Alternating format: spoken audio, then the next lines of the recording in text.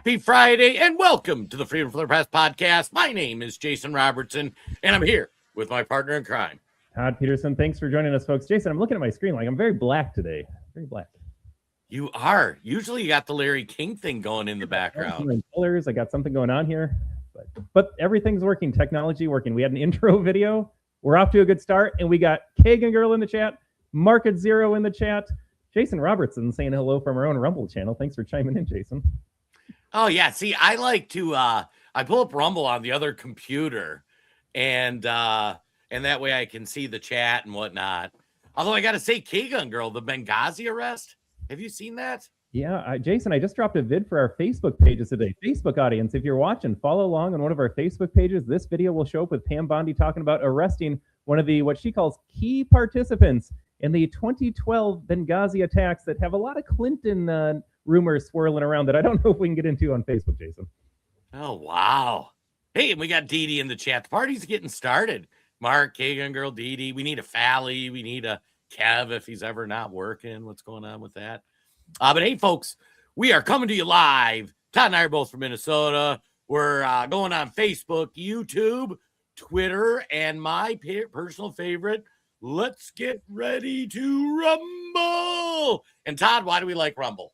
Well, we love Rumble because, like, I just had to self-censor here. Like, how much can we talk about Hillary Clinton and Benghazi here? Can't say that on the old Facebook, but on Rumble, we have a growing community. You can see them in the chat. Kagan Girl, Dee Dee, Market Zero Hill already. We'll get Paul and some others in a moment here. But we can say what is true. We don't have to self-censor ourselves. We're not worried about them censoring our speech later on. We can get the truth out there over on Rumble. And we just love it. Jason, we love it. And I think our favorite part is the community over there. We have a great group of people on our Rumble channel. Yeah, and I got to say that's part of the fun of doing this. Todd and I joke that it's our favorite part of the week doing the Freedom from the Press podcast, especially the last half hour where we do Rumble only. It's our chance to hang with peeps. Todd and I do news and content creation all week, and we just see so much stupid stuff, and we're like, other people are seeing this too. We want to show it to them, talk about it, engage, and let you know you're not alone. We see you. There's other normal people out there. And oh yeah, shout out Paul Reese in the chat. Split Rock Coffee, splitrockcoffee.com. Use promo code Todd10, 10% off your order. We love Paul. Paul tried calling me yesterday too, and I got busy and I never had a chance to call him back. I was telling Todd before the show, I don't know about y'all, but like everybody, not me and my wife, things are good, but it's like everybody in my orbit of personal friends / family are just have the most idiotic things going on. And it's been a weird few weeks.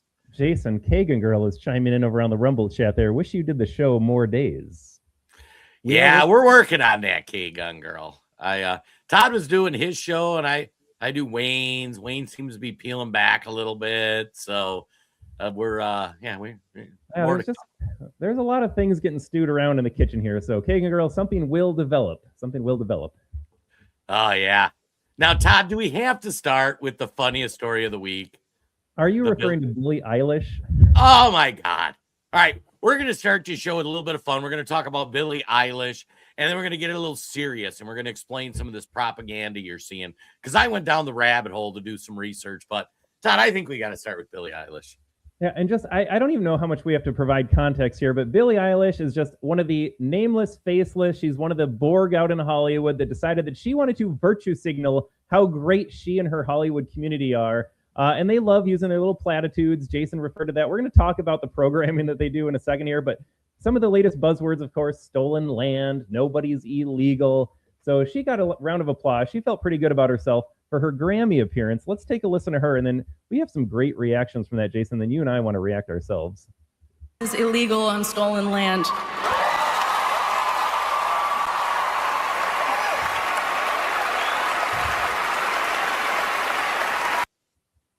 All right. We saved you a lot of the rest of the speech here, but that is the gist of what we are going to focus on. So Billie Eilish was at the Grammys. She gets up. They're railing on ice. They got the little white pins on their shirts are anti-ice pins. And she says, no one is illegal on stolen ground. And what's funny is this is like a Hunger Games episode. Let me just zoom forward. My favorite part is this pasty white girl sitting there like, oh my gosh.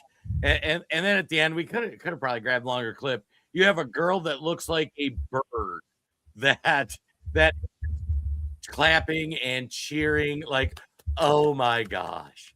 And Todd, what did you think when you saw that? Actually, here I pulled a longer clip too. If we really want to go down that, let's do it. They gotta see it. Well, sorry in advance that everyone has to listen to this. So much. I can't believe this. Everyone else in this category are so amazing. I love you so much. I feel so honored every time I get to be in this room.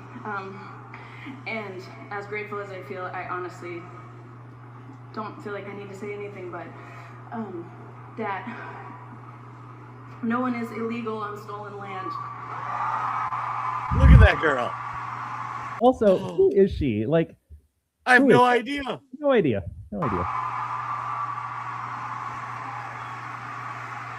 you got your typical beta male standing next to her, not saying anything. Look at that. They got a bird. She looks like a chicken. Yeah, it's just really hard to know what to say and what to do right now. And I feel really hopeful in this room, and I feel like we just need to keep fighting and speaking up and protesting, and our voices really do matter, and the people matter. And all right, well, boy, very insightful, very sagacious young woman there, very articulate, Jason, as she is standing up on stage. I was very impressed with her public speaking. Oh my God, it's incredible. Now we're gonna break this down, but before we do it, I told Todd I want to go education mode a little bit. I almost need an education hat, because the last few weeks we've been talking about the brainwashing on the Democrat Party, and we've been talking about how they edit videos and clip things out. And we do a lot of debunking of those on our Friday show. She's a libtard retard. But so this is an important thing to pay attention to. Not that everything we say isn't. So for those who watch Wayne Dupree podcast, like, we did a lot of breakdown of the CCP. I've done a lot of personal reading about Mao's communist takeover of China. And as I'm seeing all this stuff, one thing that hit me as I went back through it, like, why are Democrats so idiotic and like they're brainwashed? And there is a concept in, Randy, you're giving the preview for what we'll talk about next. Thanks, Randy. We're given, so I'm looking at all this sloganeering and all that, and I'm like, where have I seen that? And it turns out the Communist Party of China, Mao, when they took over, developed a propaganda tool called TIFA, TIFA. And what TIFA does is it gives you a slogan that you can say, hey, we got Becky. Prayers out to Becky, by the way. I thought she was having chemo today. But when you look at TIFA, what they say is you come up with the slogan, and the slogan is designed first to make you feel intellectually and morally superior to the person you're debating. And then it's also a thought-terminating statement, meaning you're not going to think any further. So when you think of these things, think of it in terms of, does this make them feel intellectually and morally superior? And is it a thought-terminating statement? So, for example, no one's illegal on stolen land. I am setting myself up as a good person when I say that. And the only way you can debate me on it is you're a bad person. And you think that people are, that there are illegal people. The second thing is it terminates any critical thought for me. I need to think no further because I've already answered my own question. And any attempt at you debunking my question is like, you're just a bad person. It's a highly effective tool the Communist Party of China uses. And I grabbed Bill Brindley's tweet where it's like, F ICE, free Palestine, defund the police, hands up, don't shoot, believe all women, I'm with her, no blood for oil, I can't breathe. Every one of those statements fit the two conditions that TIFA, that once again is a Communist Party China tactic. One, it makes you feel intellectually and morally superior. And two, it is a thought terminating debate, meaning you say it and you can't be attacked on it because otherwise you're just a bad person. Why would I listen to you anyways? And you compare that to the rhetoric on the right. When you say make America great again, that causes the person to think like, when was America great? What made America great? Oh, we should do more of that. It's not a thought terminating ideal. And that's why it's ineffective on these people, because A, they hate America, and B, they're not going to think. They just want to be able to say the slogan, mic drop, I won the debate, you're a bad person, and move on. So as you look at all these statements, look at it and go, that is straight up Chinese Communist Party propaganda. And we're going to be talking a lot about the communists today. And the person who is saying that is saying it to feel intellectually and morally superior and to like not have to think. Because Todd, when you hear nobody is illegal on stolen land, what do you think? I think that is absurd. It is. Every time I say the word malarkey now, I think of Joe Biden's debate, and I hate that. I always like the word malarkey, and then Joe Biden called, I think it was Paul Ryan out in 2012 in the vice presidential debate, but it's malarkey. It's inane. It doesn't make sense. Like, all you have to do is ask yourself one question, like, what does stolen land mean to you? We conquered the land. Yes, every land in the planet has been conquered by somebody. That's why we're there. Every nation on earth exists because it conquered land from somebody else. But no human is illegal. Like, well, sure, you can be illegal. Like, have you tried as an American or a foreigner to travel to another country and used a passport? You did it legally. Like, this is how this works. So when you have a rational working brain, when you're a logical person, when you're on the right, you're just like, this is all gibberish. But to them, Jason, to your point, it's not about logic or reason or rationality. That's not how they arrive at their conclusions anyways, as you're establishing here. And as we've all known interacting with libs, they are arriving at their conclusions, not even on emotion anymore, just on brainwashing and propaganda. Yeah, and actually, Millie over on the Facebook, Democrats are zombies.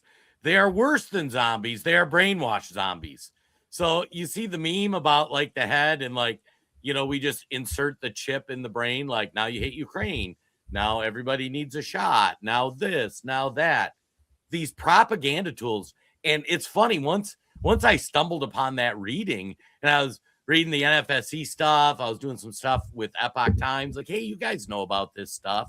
I'm like, oh my God, this Tifa phenomenon. Someday I want to make this like trend where everybody understands this sloganeering, a tactic of the Chinese Communist Party, and it's designed to make you feel intellectually and morally superior. And it is a thought terminating, a reason terminating slogan. So there is no thought beyond that. Like, hey, I just said this thing, I win. And then you should pull up that Facebook post too. I dropped in the chat the picture. Like, because after I was reading this, I was scrolling on my own personal Facebook, and this was phenomenal. So I saw a friend of mine repost this, and the person says, but those jobs aren't for people that support themselves. They're for kids being supported by their parents. They say the people arguing against increasing minimum wage. Okay, then who's going to do those jobs when the kids are legally required to be in school?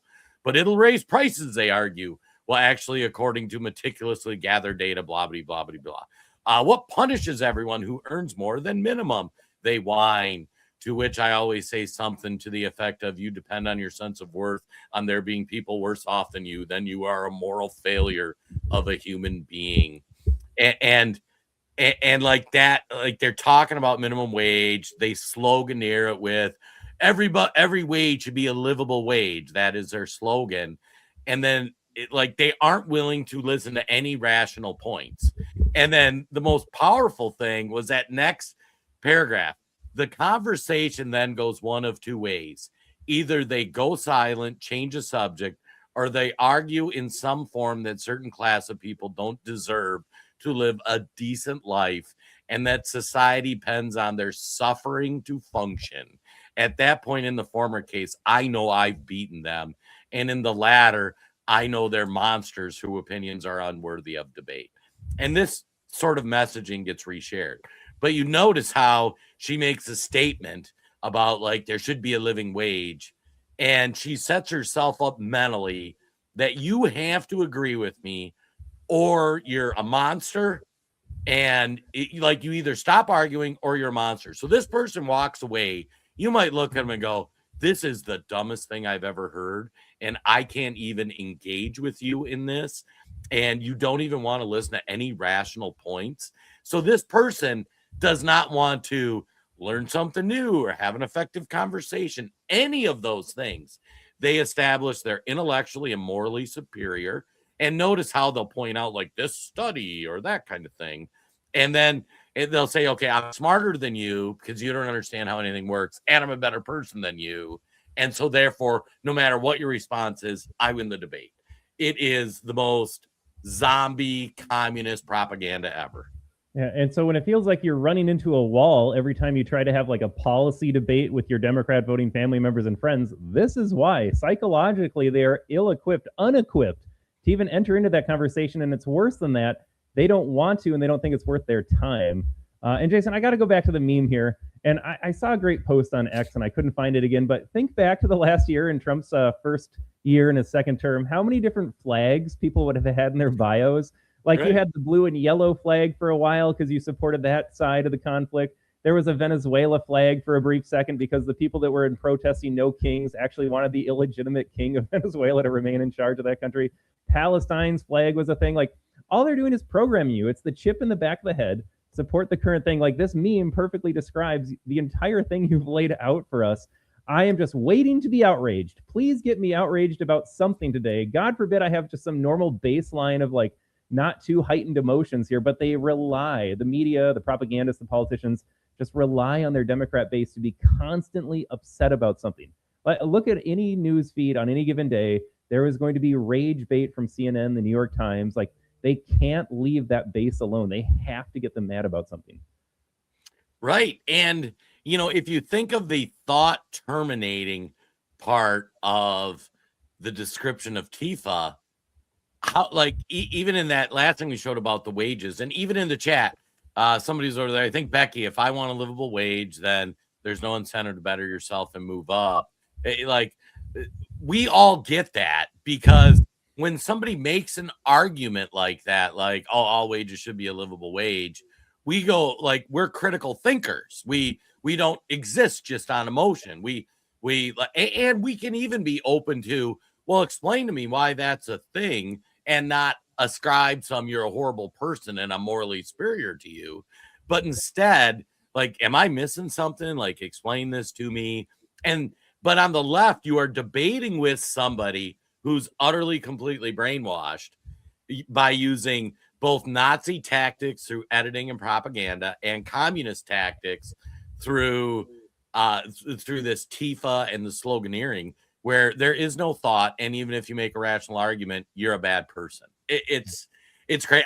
When I saw that and I read this article on it, I'm like, God, that's exactly what they do to the libs, and that's why we should have Elon make a thing on everybody's bio that like every emoji you had to have, you've run the last couple of years, you have to put on your bio. So for the lefties, it would be the Ukraine flag, the Palestine flag, the No Kings logo. I mean, you would have like 1,000 of them. And at no point do they ever draw the connection like, maybe I just shouldn't get worked up over stuff. And maybe I should actually like make my life better instead of worrying about all this other stuff. God, it's so frustrating. Yeah. Well, and it's just like, I know exactly how a lib feels about every single position because now I have a history to base it off of. And I know exactly what you're going to think and feel because I can see what the media is trying to make you feel. There is no independent thought whatsoever. And these people pride themselves on like, I'm smart and educated. And it's like, no, you're just brainwashed. Right. Now, should we show the response to the Billie Eilish thing? Because this is amazing. Yeah, this is great here. Yeah. I want to get to some of our comments too here. Millie has been on Facebook. Millie, I think you're a repeat viewer. Thanks for coming back over on the Facebook. Yeah, they articulate words. They make dumb sense. They say words. Those words don't mean anything whatsoever here. We got Becky and Market Zero going back and forth over on the Rumble. That's why we love Rumble too. Because our people over there, our community there, they don't even need Jason and I to talk sometimes. They got their own great conversations. Lots of thoughts and prayers up for Becky as well as the chemo starts next week, it sounds like. All right, we got to get to some comments here. I'm going to start with Bill Maher, Jason. Bill Maher, who I don't want to give credit to. He is still a lib. He still votes Dem as far as he makes good points. He sees the small picture. He's like, I can call out Billie Eilish in this window, but at the macro level, I just don't think he gets it. And finally, new rule memo to Democrats. If you ever want to win an election again, the absolute most important first step is stop doing this. We gather in celebration of the Oscars on the ancestral lands of the Tongva, Tataviam, and Chumash peoples, the traditional caretakers of this water and land.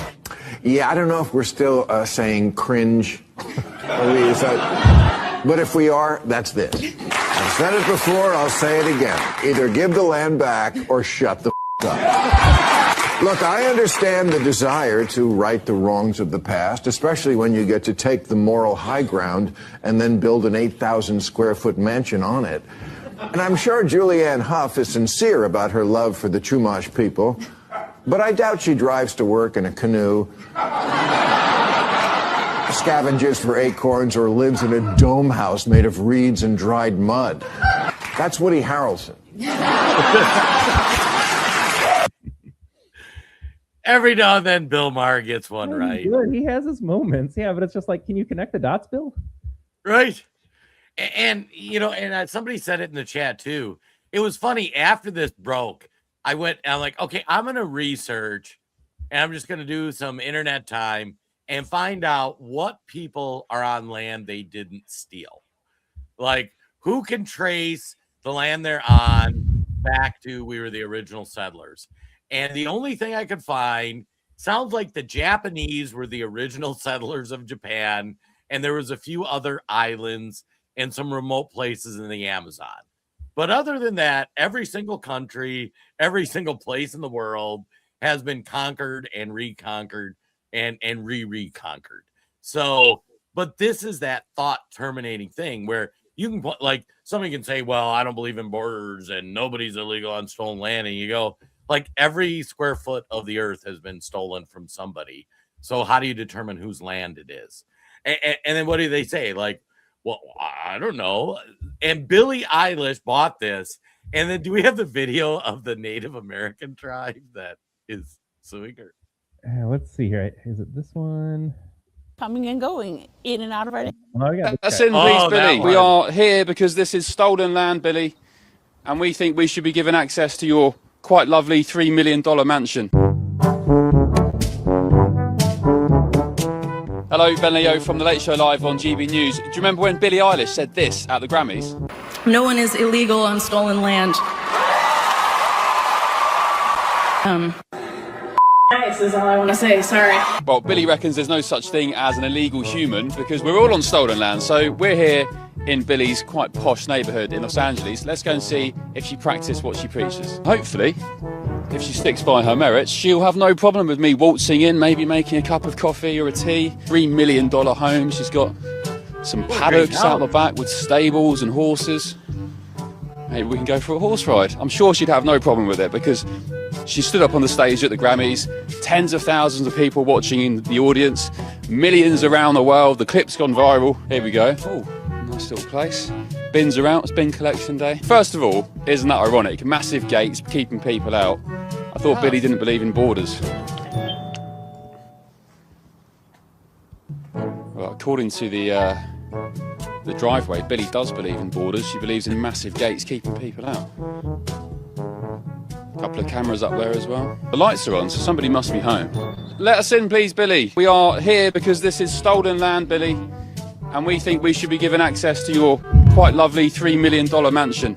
All right, that's the gist of his thing there. But how obvious? Like, you watch this and you just have to ask yourself, what Dem out there actually goes along with this narrative? Like, you can't have a country, but I can have my gated mansion. Like, does not compute. Does not compute. Right. And it's funny too. So the tribe they talked about in the clip, and what's funny too is that tribe had been conquered and reconquered by like 4 different tribes. It's like in Minnesota when they talk about it being native land where we live, like the Cherokee, the Ojibwe, the Chippewa, they all have had control over this land. And those are all distinctive Native American nations. So currently the white people have these lands. And they have, but so the Native American tribe actually has hired an attorney and they want to take possession of Billie Eilish's land since she admitted on TV it was stolen land. And they want the land back. And I think it'll be glorious. And that's the only way to attack them. You do. I do have to do my caveat, Jason. I said this right away in the chat as well. It's a hilarious prospect. I would love if they stole her mansion from her. Like you said, it was stolen, so give it back to us. We're the ancestral homeland. The precedent that sets, though, is frightening because, again, they can twist that around and be like, you're all on stolen land. Todd, you live in Minnesota. You got to give that back to the Ojibwe. And even though I might say, well, the Ojibwe started off in the Atlantic on the East Coast, and the internet likes to say they migrated to the Midwest. No, they just conquered lands as they went. Or other tribes were conquering them and they had to flee. It's one or the other here. And they get here, they fight the Dakota, the Cherokee, the whoever else that's there. They stole the land from each other, conquered the land from each other. But no, only the white Europeans have to give it back. Right. And it's like this response is funny. And like I say, I'm going to keep hammering this. I apologize. If you think of Tifa, does it make you feel intellectually and morally superior to your opponent and make you feel like a better person? And then Billie Eilish doesn't even need to like go any step further. Like one would be, you have a $3 million house, you have all this property. Why don't you invite some of the homeless, some of the illegals to stay in your multi-room mansion? Like they would never do that. They would never do that. And no. Like, because all they need to do is have right think and express the right thing. They don't actually have to do anything. You know, they maybe will say have the government do something, but they would never dream of doing something themselves.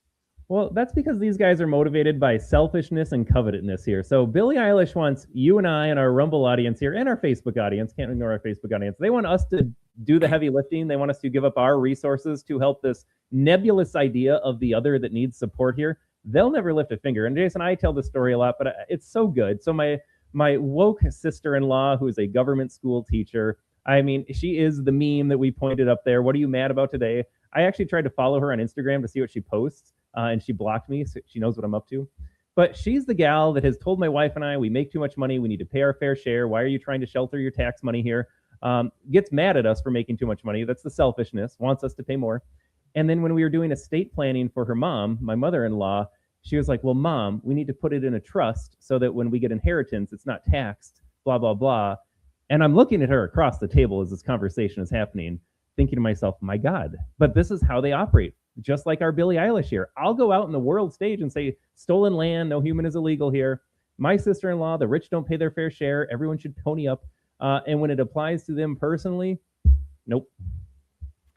And that's what's fascinating when you discuss any of this stuff with liberals. And we got people in the chat talking about their liberal family members. I'll talk about mine. Although I got to say, Jen's like, hun, you might want to lay off it just a little bit on the off chance they listen. I'm like, oh, come on. But she's probably right.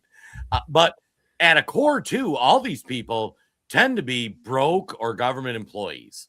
And it's like, okay, if you want like government funded health care, you need to work to produce more so that you can help pay for everybody else's. And they are never the one who thinks they need to produce excess so that it can go to somebody else. They're always the ones that think whatever I produce should stay with me. It's just if you make more than me, your extra can be taken. It's insane.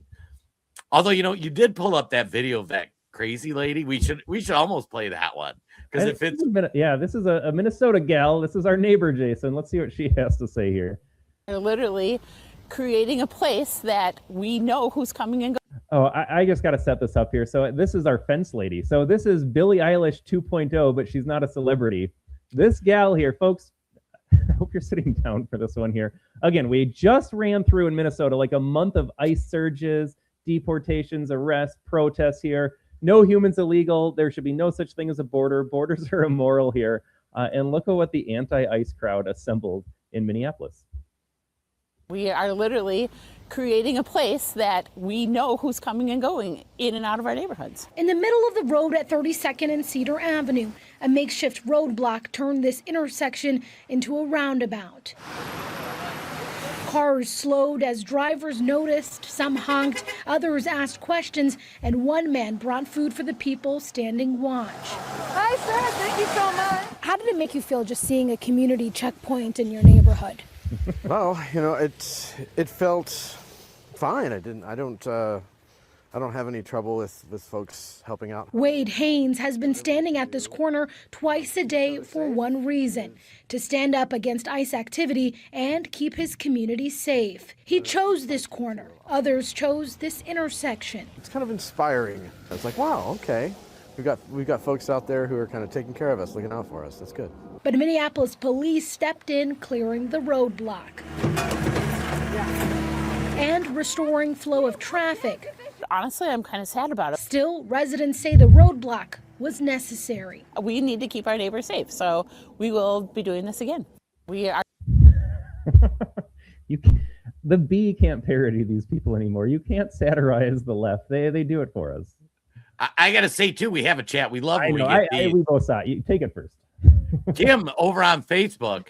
Now, folks, if you understand what we've been talking about today, we talk about whenever you discuss something with the left, they want to establish intellectual and moral superiority and terminate any thought. Kim, I appreciate you. Like, send me an email on Twitter. We'll send you an American Tribune hat for your awesome contribution. Republicans are poorly educated and easily manipulated. P-word.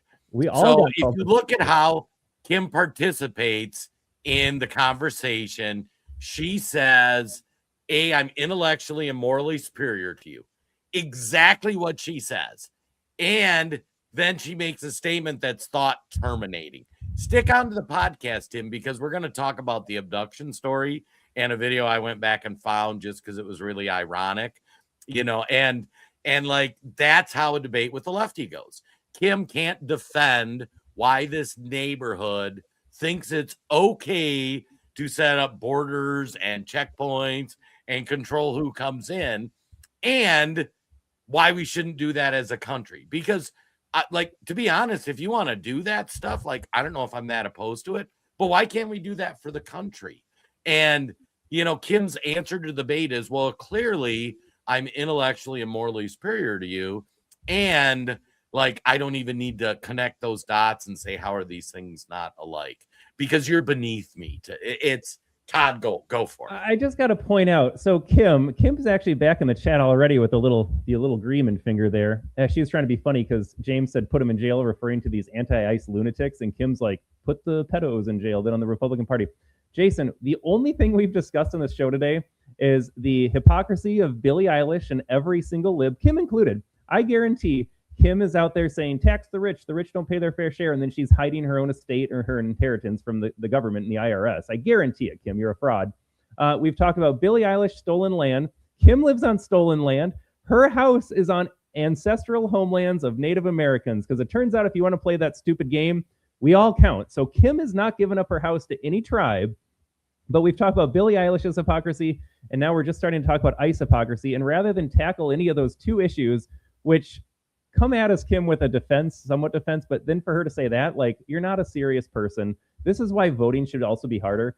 I'm going to make a new rule, Jason. We always talk about like owning land, being a net contributor to society.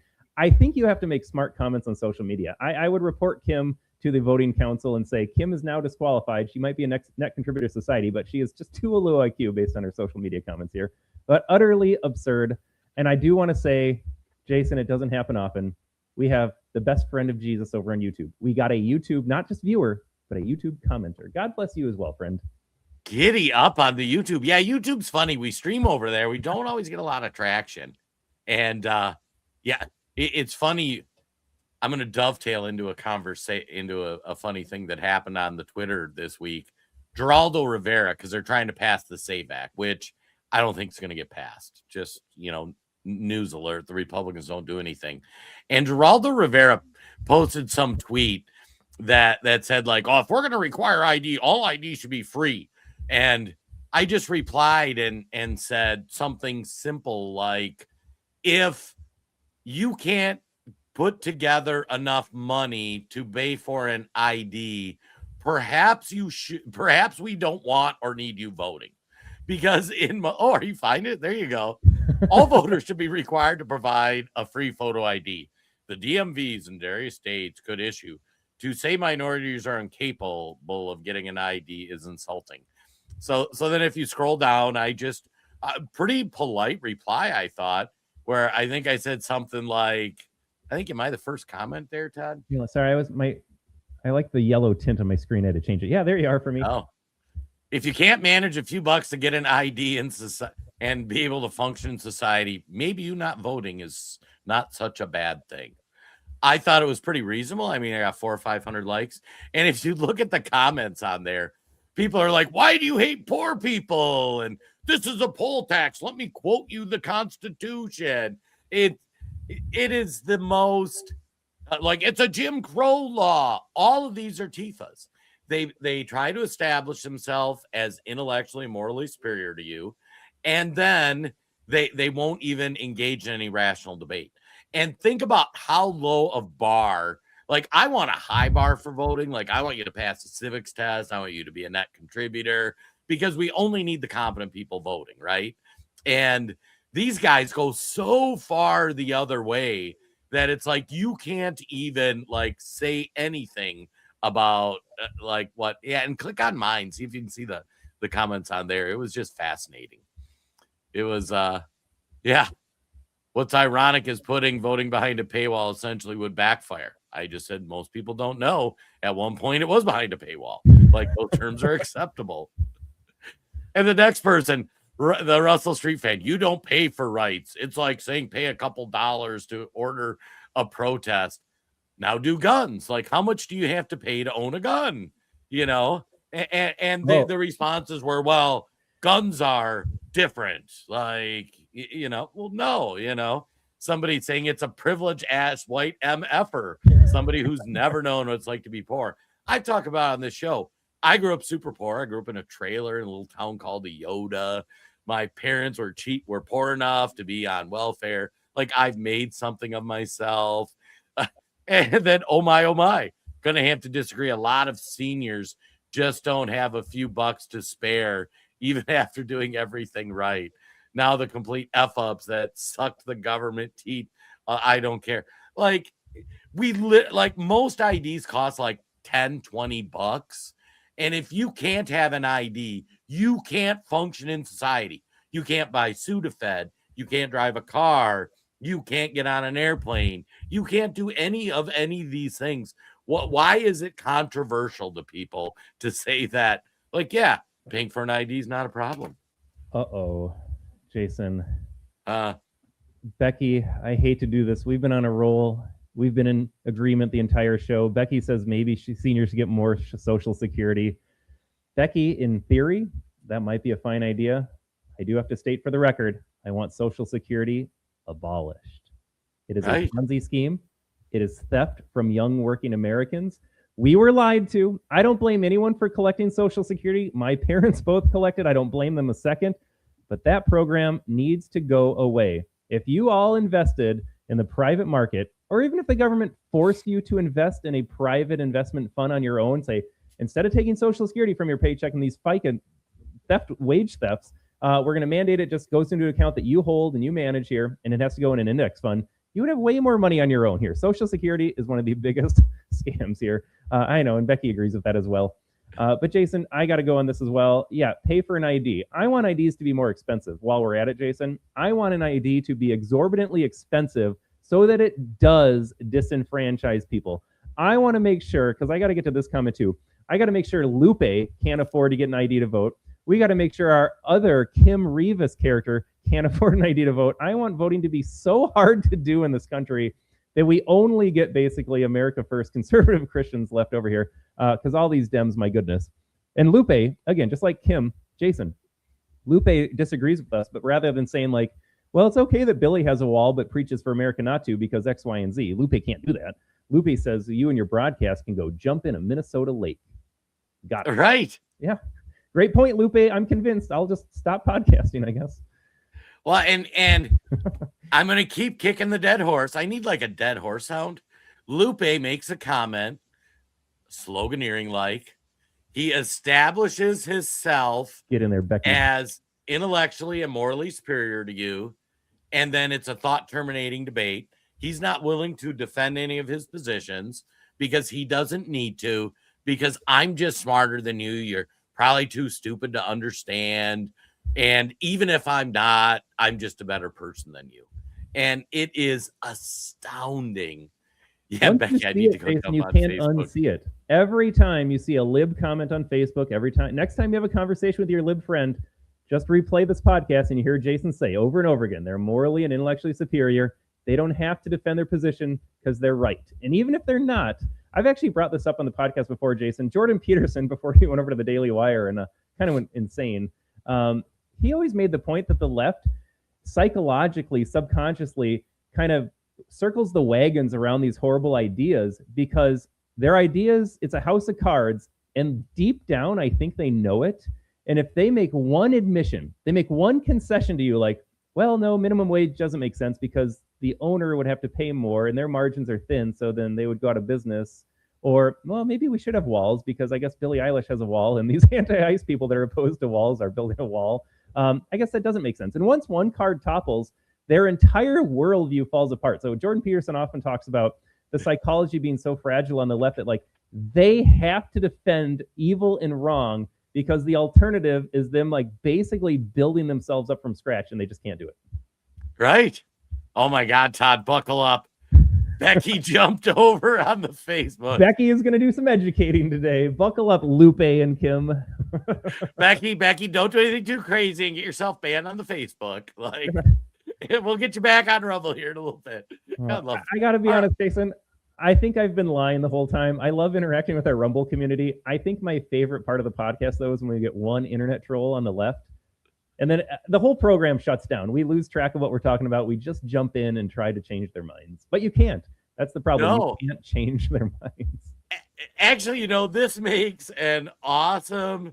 Yeah, and just so you know, Facebook, folks, Lupe, Becky is an immigrant to the United States who went through the entire process the right way, did the hours of the applications, paid the money, did all the stuff. Good luck debating immigration with Becky. Have fun on Facebook. But I think we need to go to that uneducated hillbilly video as like a nice segue to the left just doesn't understand how things work. So Mondami got elected in New York City, and things are already starting to get a little sketchy. I mean, it's early, so we got to see.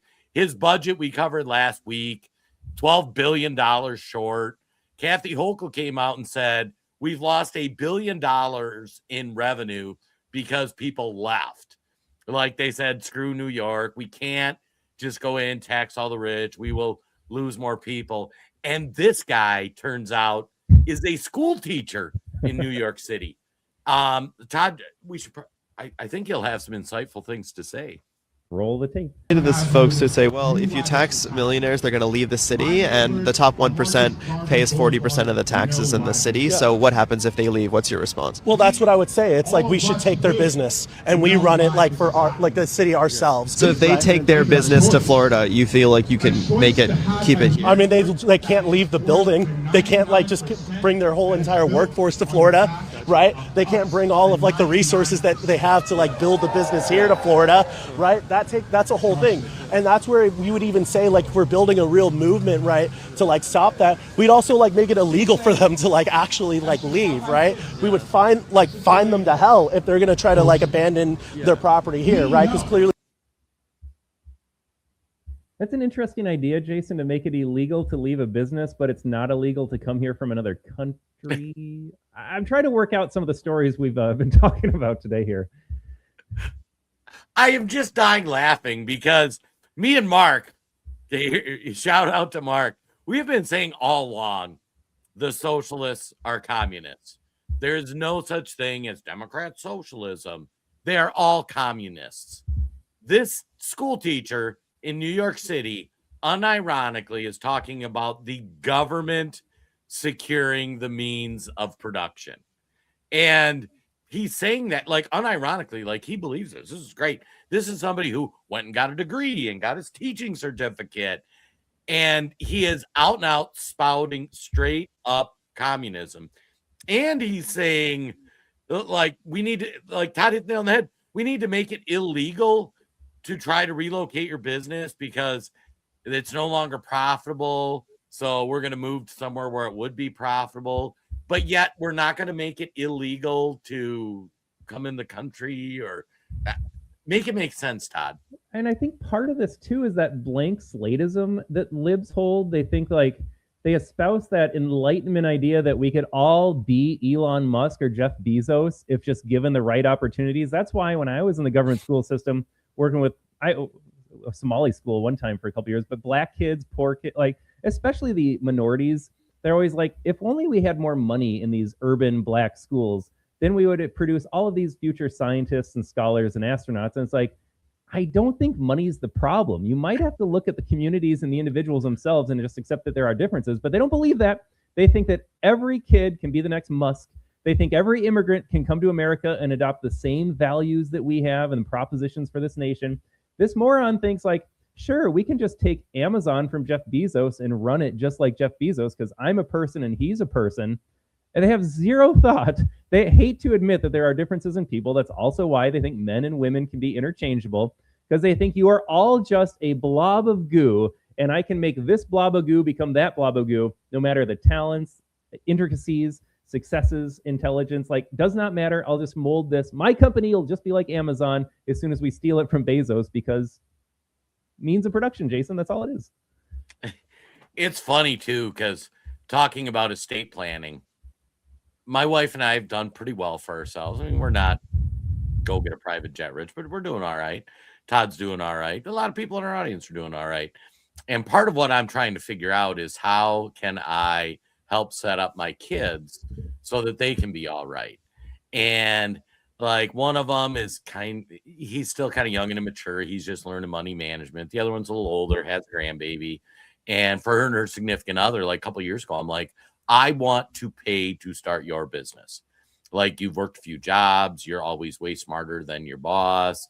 You know way more how to do it. Pick your business, pick your industry, get a franchise, start from scratch, whatever it is you want to do. I will fund it. Like, I will take the risk. You don't even need to take the financial risk. You just need to be willing to put in the time and effort.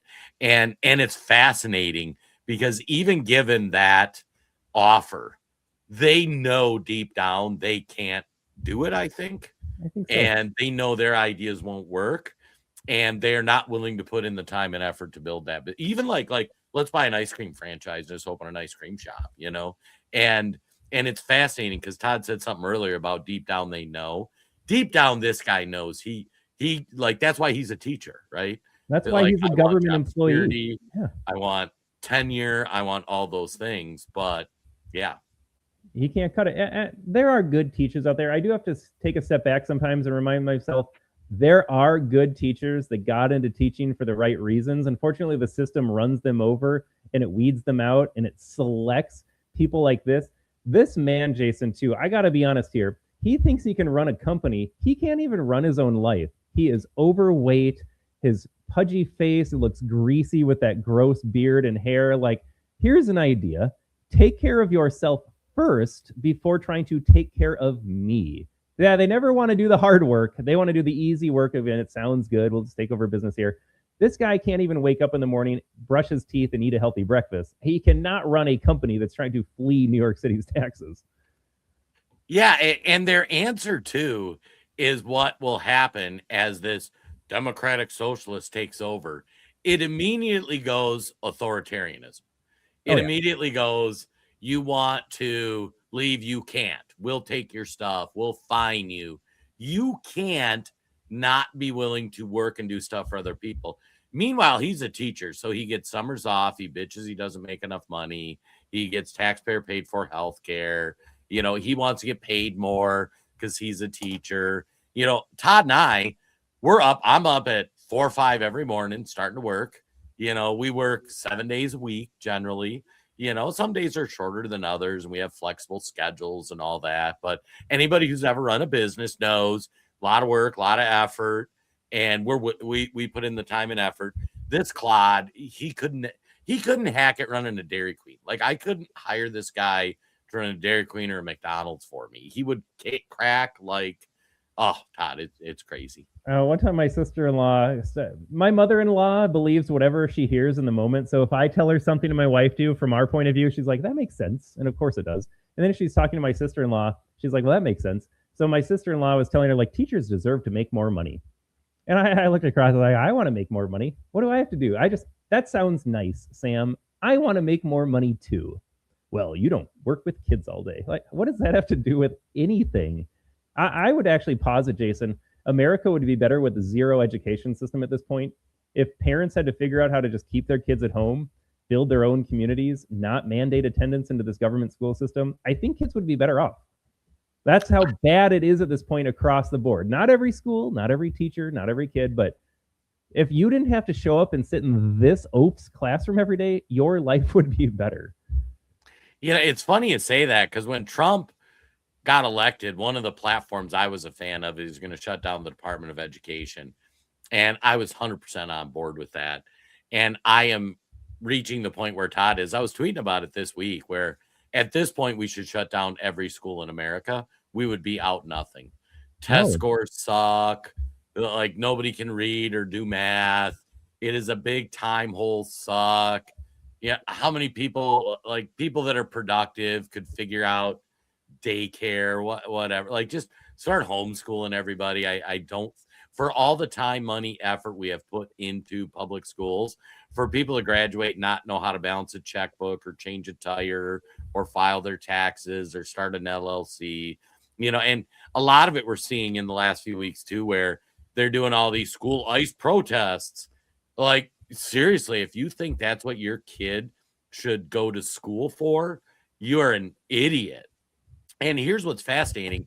It fits into that whole Tifa idea. Told you I'm going to kick it like a dead horse. These teachers think they're intellectually and morally superior teaching these kids like ice is bad. And then they do a thought ceasing argument. Ice out, ice is bad. Nobody's illegal on stolen property. So you can't even have a discussion with them. And that's liberal. And that's why we've been saying it over and over, especially in the last 6 months. When liberals take power, this guy, he's going to have you lined up against the wall, folks. Like if he ever has power, he's going to line you up against the wall. You think he's going to stop at stealing your business and not letting you leave New York City? You're foolish. And especially like everybody wants to say, oh, they're only going to go after the billionaires. And these are the same people that lecture us on, you don't know your history.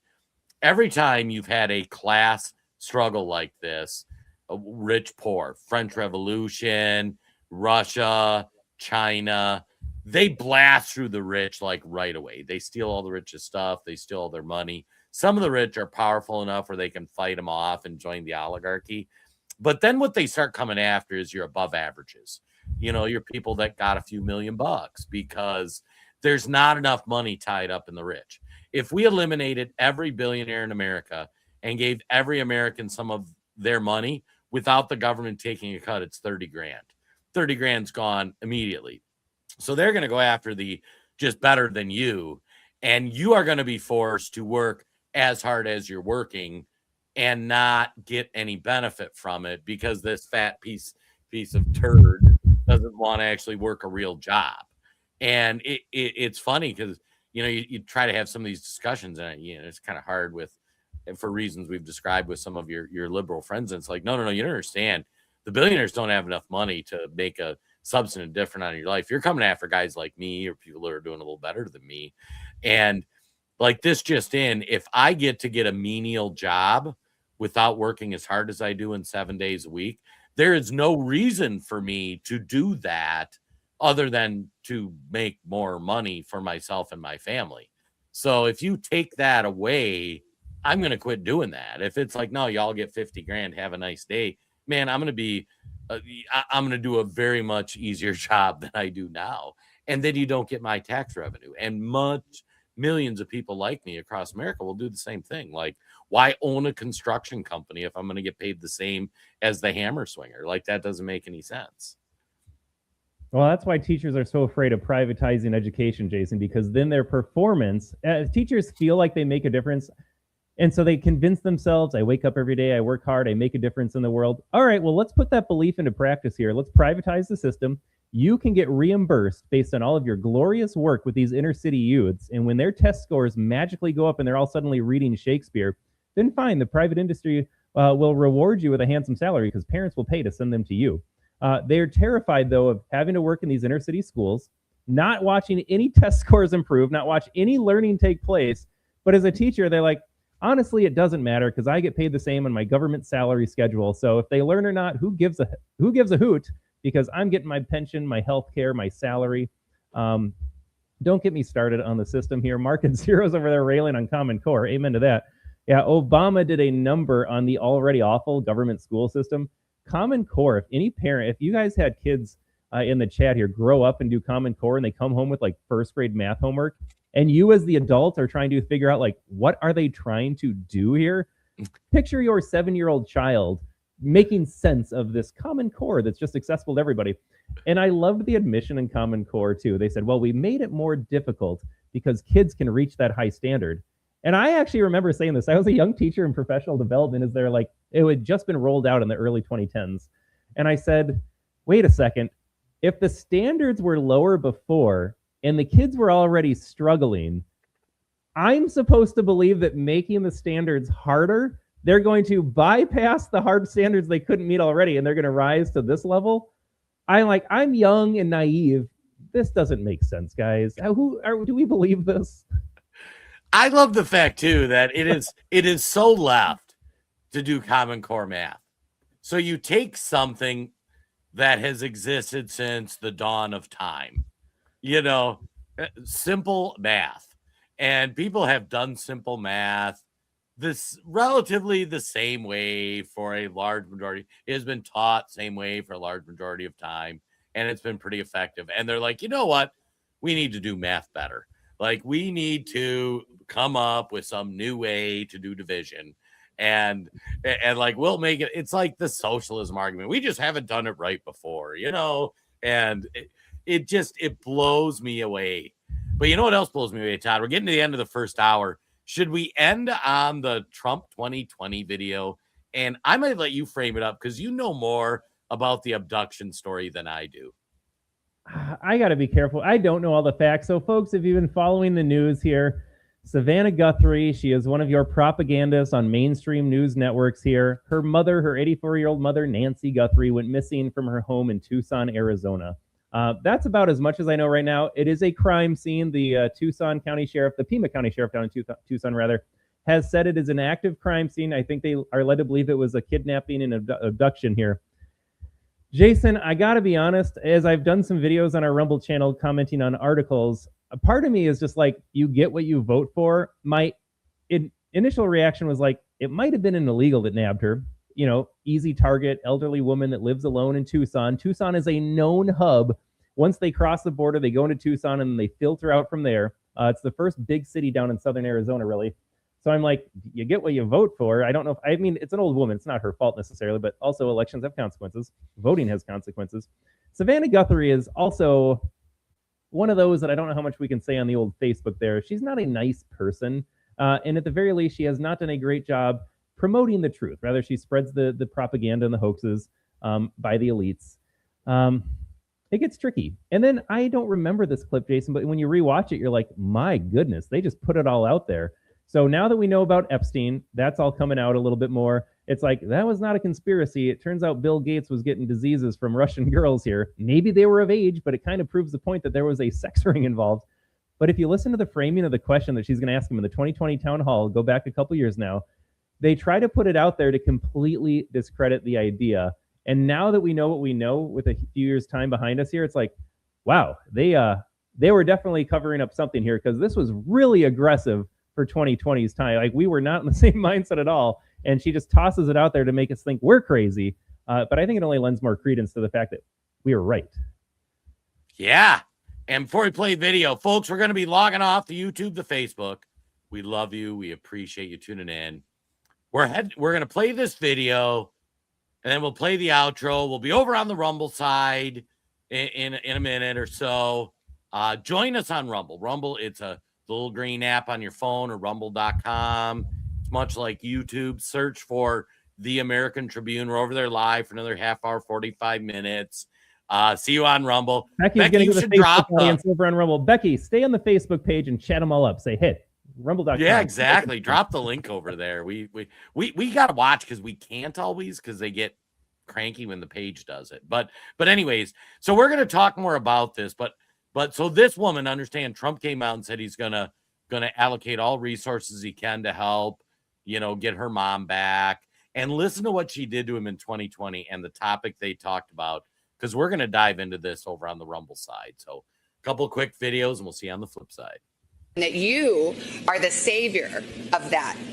Now, can you just once and for all state that is completely not true and that disavow QAnon in its entirety? I know nothing about QAnon. I just told you. I know very little. You told me, but what you tell me doesn't necessarily make it fact. I hate to say that. I know nothing about it. I do know they are very much against pedophilia. They fight it very hard, but I know nothing about it. They believe it is a satanic cult run by the deep state. Study the state. subject. I'll tell you what I do know about. I know about Antifa, and I know about the radical left, and I know how violent they are and how vicious they are, and I know how they're burning down cities run by Democrats, not run by Republicans. Republican Senator Ben Sasse said, quote, QAnon is nuts, and real leaders call conspiracy theories conspiracy theories. He may be Why right. not just say it's crazy and not true? He may be right. I just don't know about QAnon. You do know. I don't know. No, I don't know. I don't know. Let me ask you another thing. Let's waste a whole show. You start off with white supremacy, I denounce it. You start off with something else, let's go. Keep asking me these questions. I do have one more in this vein. Let me just tell you, what I do hear about it is they are very strongly against pedophilia. And I agree with that. I mean, I do agree with that, and I agree with it. But there's not a very strongly. satanic pedophile I have cult no being run idea. by. I know You nothing don't about know that. Okay. No.